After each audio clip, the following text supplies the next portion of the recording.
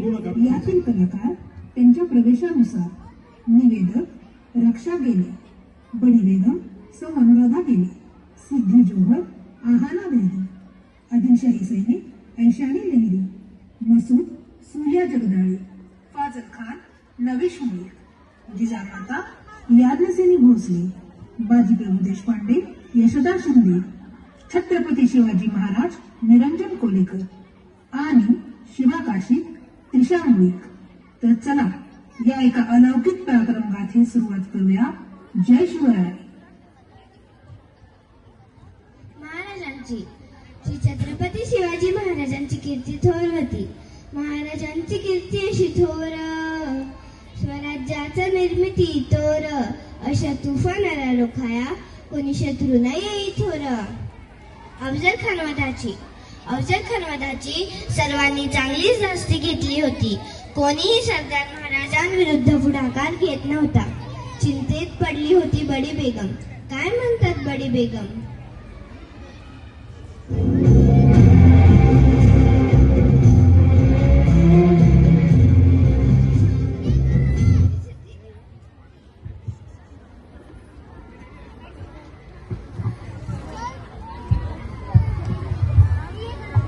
सलामत खां सिद्धी जोहर, हमने ये तय किया है भारी फौज, भरपूर खजाना और जबरदस्त तोफखाना तुम्हें देकर सिवा को जड़ से उखाड़ने के लिए भेज दिया जाए.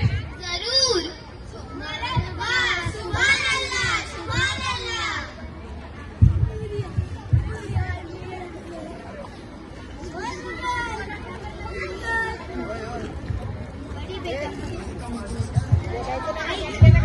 बडी बेगमने चाल चालली. सिद्धी जोहरची स्तुती करून, त्याचा मान सन्मान करून, त्याला मानाची तलवार देऊन त्याला स्वराज्यावर चालत केलं. सिद्धी जोहर असा थोर सरदार, बडी तीज त्याची तलवार, 40,000 सैन्य घेऊन चालून येती स्वराज्यावर. मध्यंतरी कपटी औरंगजेबाने डाव साधला. स्वराज्याचे दुखणं पाहून शाहिस्तेखानाला 5 लाख सैन्याशी स्वराज्यावर चालत केलं. या आक्रमणाची बातमी आऊसाहेबांना हेरांमार्फत कळाली आणि आऊसाहेबांनी दरबार बोलावला. प्रौढ प्रताप पुरंदर क्षत्रिय कुलावतंस सिंहासनाधीश्वर महाराजाधिराज श्रीमंत श्री श्री श्री छत्रपती शिवाजी महाराज की जय. जय भवानी. जय शिवाजी. जय शिवाजी. जय भवानी. साहेब, आता दुहेरी संकट आहे. आदिलशाह आणि मुघल पूर्ण ताकदीशीने स्वराज्यावर चालून येत आहेत. आम्हास असे दिसते की सिद्धी जोहर स्वराज्यात जास्त धुमाकूळ घालेल. त्यामुळे काहीही करून त्यांना मुलकाबाहेर कपविणे जास्त जरुरी आहे. पण कसे? आऊसाहेब, जर सिद्धी आणि मुघल एकाच वेळेस येत असतील तर त्यांचे आपसात भांडण लावून देऊ की गनिमी कावा असताना कुठली बी फिकर नाही. विचार तर छान केला, पण एक मात्र विसरला. दोघांचीही लष्करे लढतील ती स्वराज्याच्या धर्तीवर आणि यात धरडली जाईल ती सामान्य निष्पाप जनता. मग मोगलशाही आणि स्वराज्यात फरक तो कोणता? त्याऐवजी त्यांना स्वराज्य बाहेरच ठेवलं तर ते जास्त फायदेशीर. साहेब, आम्ही सिद्धीला मोठ्या शिफातीने पन्हाळ्याकडे घेऊन जाऊ.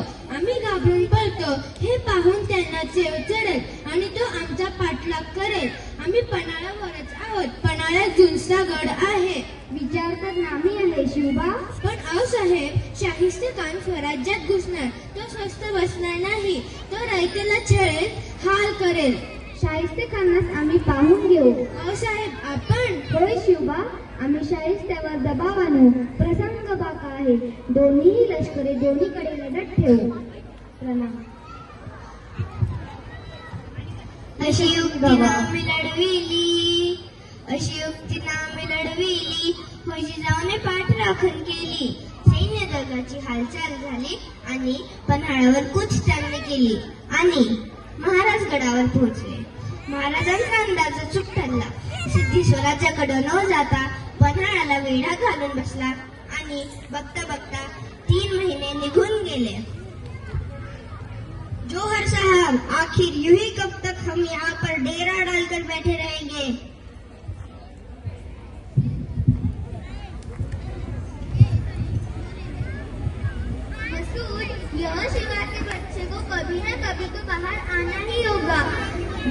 रसद रोग तुझे बैठा है, रसद खत्म होते ही वो बाहर आएगा, तब आमना सामना होना ही है, तब दिखाऊंगा उसे जोहर का शमशीर का कमाल।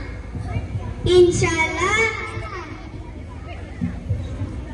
सिद्धी चढाव सफल ठरला. गडावरची रसद संपत आली.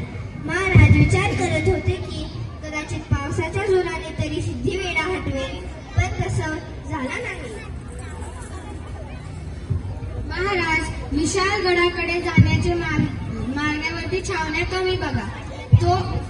तो मार्ग निवडला तर तिथं सुरव्यांचा वेढा आहेच, तो फोडला तर काम होतंय.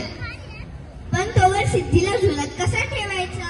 गनिमी कावत बालकोडू विसरला तर हात बोलम करत सिद्धीला गुंतवून ठेवायचं, सिद्धीच्या सैन्याला गाफील करायचं आणि मौका मिळताच विशाल गड गाठायचं. पण महाराज तहाची बोलणी करायला कोणाला बी कसे पाठवणार? तो सिद्धी काय खुळा हवाय आणि आपल्याकडे थोडी दुसरा शिवाजी राजा आहे. त्यासाठी तुमचा बेत काय आहे बाजी? बेत असा आहे की जेव्हा आपण गड उतरायला लागू तेव्हा आपल्या बरोबर 2 पालख्या राहतील. एका पालखीमध्ये तुम्ही असाल आणि दुसऱ्या पालखीमध्ये शिवा काशी. पण शिवा काशी? राजे, जर 2 पालख्या राहतील तर दुश्मनास चकवा देता येईल आणि आपल्याला गड उतरायला वेळ सुद्धा मिळेल.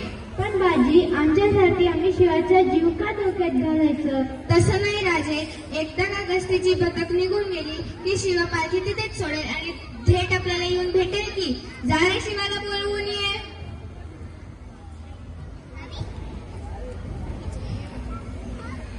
बाजी शिवा आलाय. ये की रे शिवा.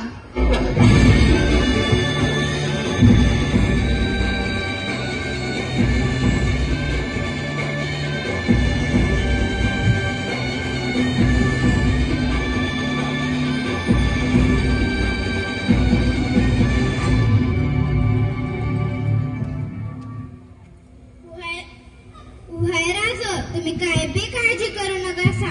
बाजी म्हणतात तसंच होईल. पचका हुकल्या की म्या तुम्हासनी पांढर पानावर येऊन भेटतो लगोलग. शिवा, आम्हाला आमच्या प्रत्येक मावळाचा प्राण प्रिय आहे.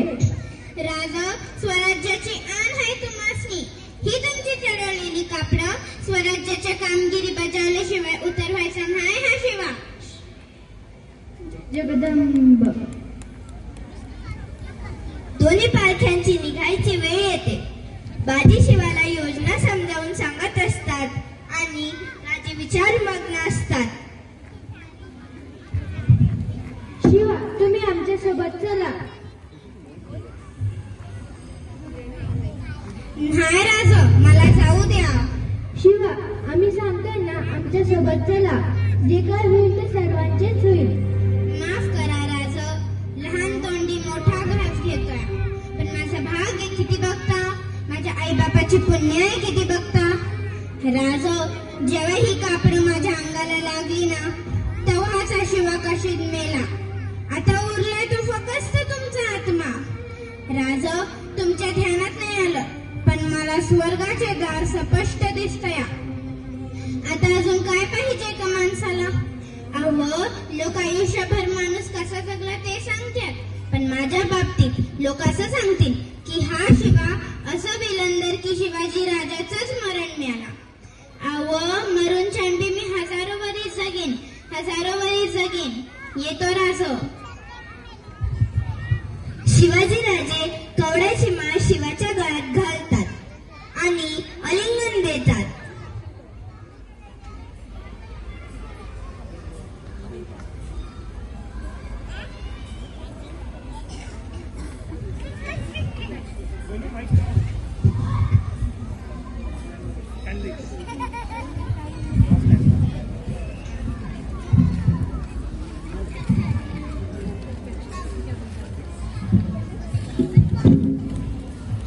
मुजरा राजो. चला आता वेळ नका दौडू. ठरल्याप्रमाणे दोन्ही पालख्यांनी तळ सोडला आणि अशा मावळ्यात तो शिवा तहाचा झाडाला सांगावा, डोक्यात लढवती गावा, सिद्धीला असं चकवावा. सिद्धीला चकविण्यासाठी महाराजांनी तहाची बोलणी करायला माणूस पाठवला आणि मग शिवा काशीत शिवाजी बनला आणि ठरल्याप्रमाणे तसा वेश त्याने घातला, तसा वेश त्याने घातला, तसा वेश त्याने घातला, गोटात गेला, जाण त्याची नसे हो सिद्धीला, जाण त्याची नसे हो सिद्धीला, करील कोणी कल्पना युक्तीला, करील कोणी कल्पना युक्तीला, प्रति शिवराय तेथे आला हो जी जी जी, प्रति शिवराय तेथे आला हो जी जी जी. पण शिवा काशीत जोहरच्या गस्तीच्या पथकात सापडला.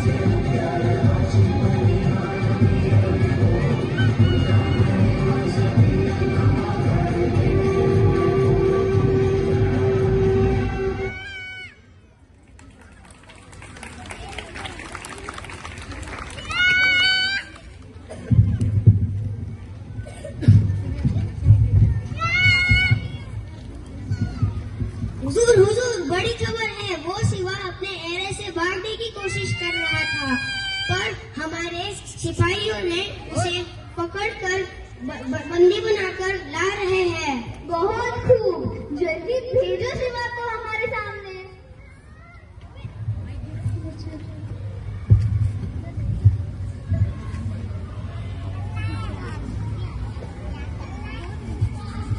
क्यों सिवा? भागने की कोशिश कर रहे थे, लेकिन ये कोशिश तुम्हारे नाम कामयाब रही, इसका हमें अफसोस है.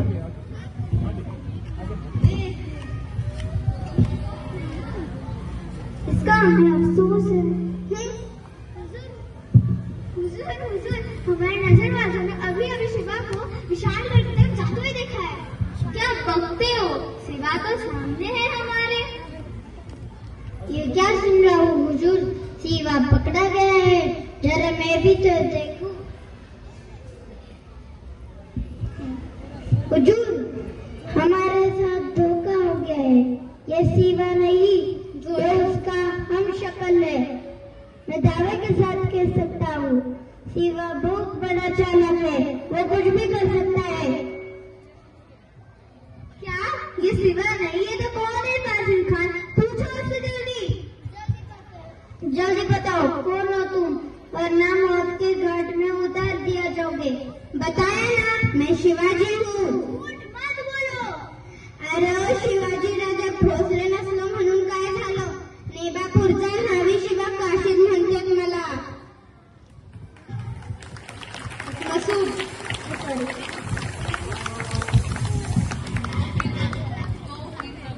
तो फिर पिछले 4 महीनों से इस तूफानी बारिश में हम बैठे हैं, तो क्या तुम्हारी हजामत करवाने?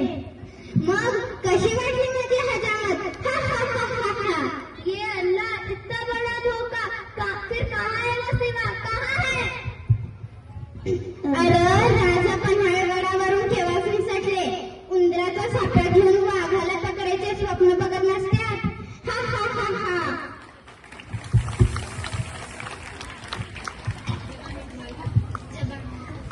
जबान संभाल कर बात करो, वरना अंजाम बहुत बुरा होगा.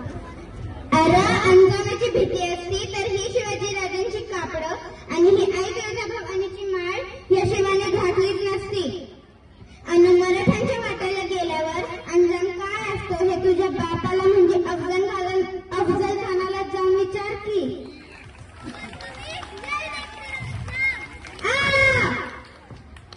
राजो, तुम्हाशी दिलेल्या वाचण्या राखलं. तुम्ही सुरक्षित अंतरावर पोहोचला असाल याची खात्री आहे मला.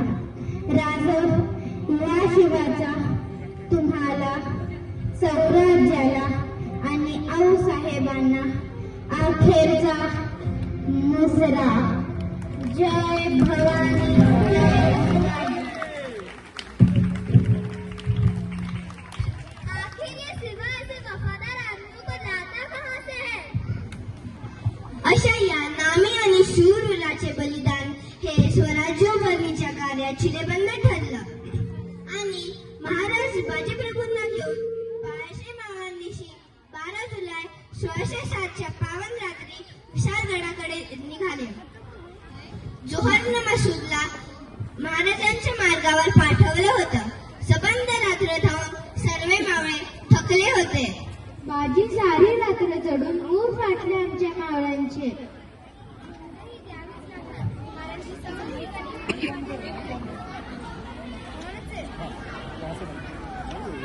झुंज ही द्यावीच लागणार, कारण की समोर ही गणेश आणि पाठीमागे ही गणेश. झुंजही द्यावीच लागणार, कारण की समोरही गनिम आणि पाठीमागही गनिमच. त्यापेक्षा पाठलाग करणाऱ्या गनिमास इथेच ठोकू. राजे, विशाळगड अजून बराच दूर आहे. वाट देखील अवघड आहे. आपण कितीही धावलो तरी गनिम आता दूर नाही. निम्मे मावळे घेऊन आपण विशाळगड गाठा. तोपर्यंत हा बाजी ह्या घोडखिंडीत गनिम अडवून ठेवेल. नाही बाजी नाही, आम्ही तुम्हा सर्वांना इथेच मळण्याच्या दारात सोडून पुढे जाणार नाही. जे काय होईल ते सर्वांचेच होईल. चला गनिमाना समोरे जाऊया. वेळ ओळखा राजे, वेळ ओळखा. राजे, अवघा मराठा मुलूक तुमच्यावर अवलंबून आहे. तुम्ही पुढे व्हा. असं समजा की वडिलकीच्या नात्याने तुम्हाला सांगत आहे. पण राजे, कृपया करून तुम्ही पुढे व्हा. लाख मेले तरी चालतील, पण लाखांचा पोशिंदा जगलाच पाहिजे. लाखांचा पोशिंदा जगलाच पाहिजे. नाही बाजी, काळजी करू नका राजे.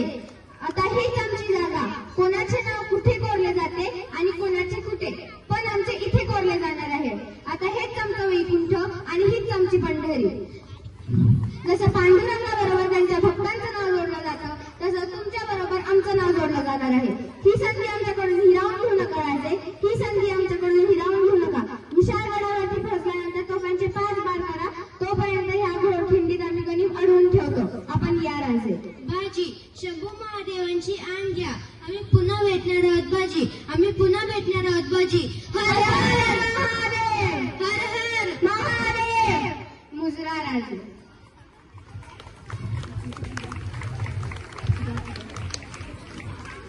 मावळ्यांनो, महाराज गडावर पोहोचेपर्यंत आपल्याला गनिम इथेच अडवायचे आहे. हिशोब सरळ आहे.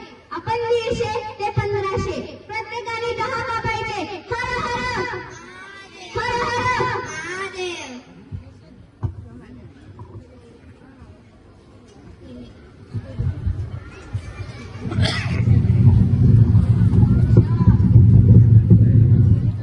अकेले खड़े हो, हट जाओ वरना क्यों रहेंगे.